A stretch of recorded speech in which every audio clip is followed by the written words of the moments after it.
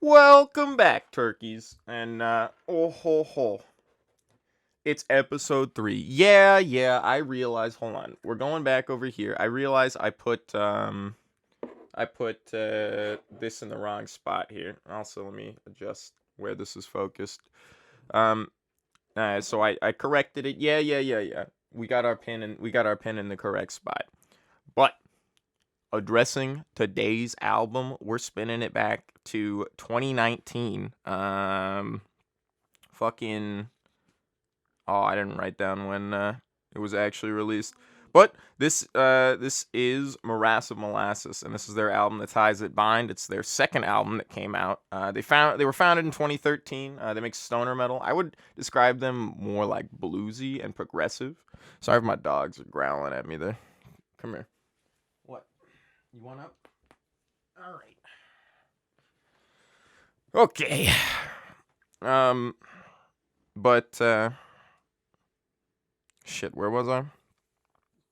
Founded 2013, stoner metal. I would describe them more as like a progressive doom band rather than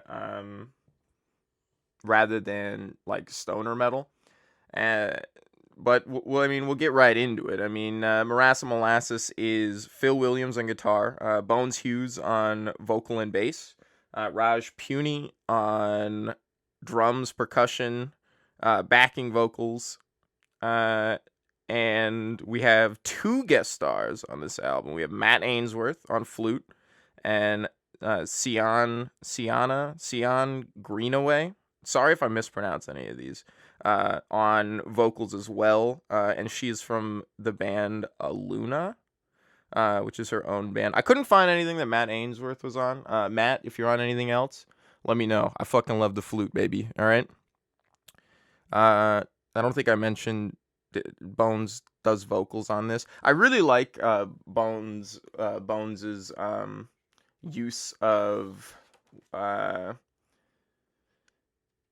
I really like the way Bones uses his voice. He doesn't just stay in the same like tonality the whole time. He definitely shifts up between like grit and soft and you know loud, not loud.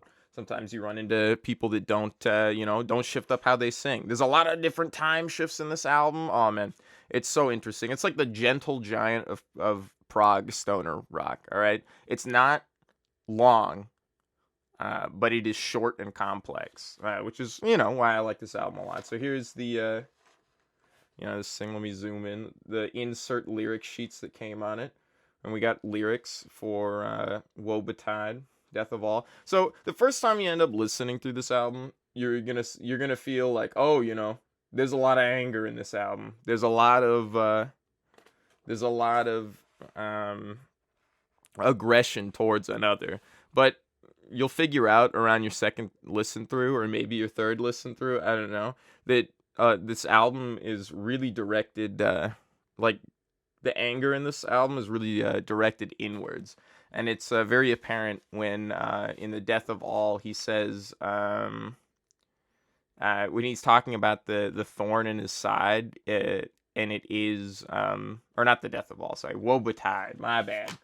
But in Woe Betide, he talks about bringing woe betide, which is wishing woe on someone, like bringing bad thoughts or bad things to someone, but he's wishing it on his own pride in woe betide. Death of All, I mean, it's kind of explanatory. A Stranger is, again, a track that you would think is about, a track you would think of is about like another person that has become somebody they don't like anymore, but it's really like him realizing he's not the person he thought he was or whatever. Legend of the Five Sons is probably the most underrated track on here. I really like it. It's surprising the amount of instrumental work that ends up in this album that like you'll listen to it and you're like, yeah, man, it's awesome. And you listen to it again and you're like, holy fuck, where did all this instrumental shit come from? Like, there's so much of it. And I'd also like to give a huge shout out to Chris Putter, the artist for this. My God, is this a beautiful album? I will say it's kind of hard to show off because of how dark it is, but my God, is like the detail work and everything in this album just stunning.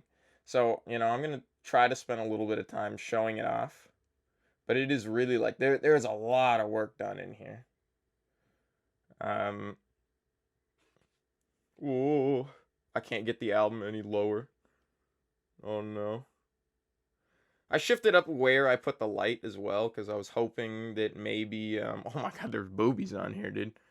And then here's the back. But I was hoping that we would end up, I don't know, adjusting it. I've just been trying to steadily get better at what we do. Here's a track list on the back. This came out through Wasted State Records as well. I believe there's still copies on their Bandcamp that you can go buy.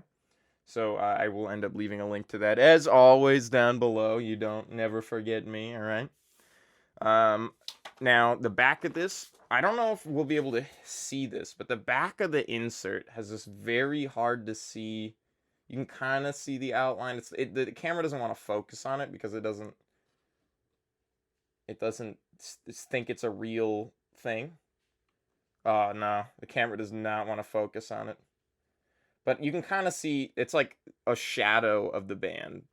There's like a head here, and a head here. Or no, there's a face here, and here.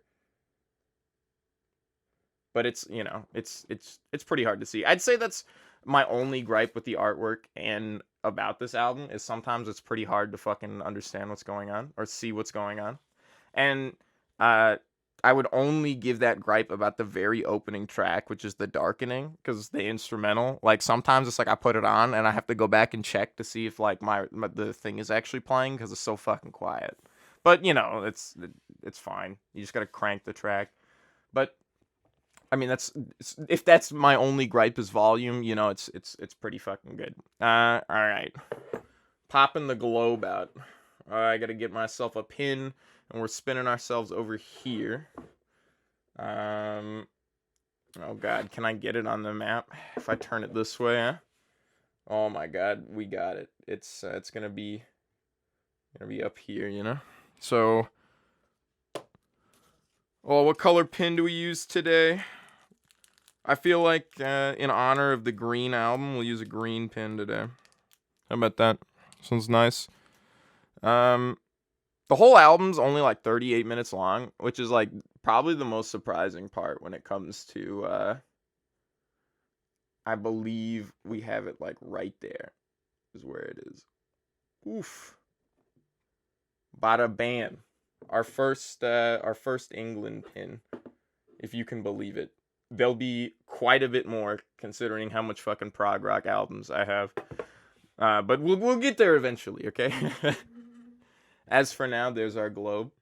And now, of course, I know what everybody's been waiting for. They're like, holy shit, show off the album. It's the coolest part. It kind of is the coolest part, I will admit.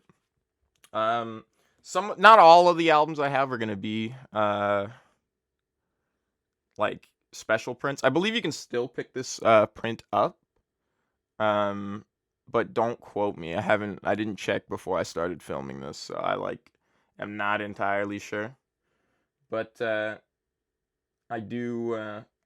I'm a fan of the colorful prints. Okay, I'm not gonna pay I'm not gonna buy them colorful prints secondhand. But if I can get them straight from the band, hell yeah, I'm going for colorful prints.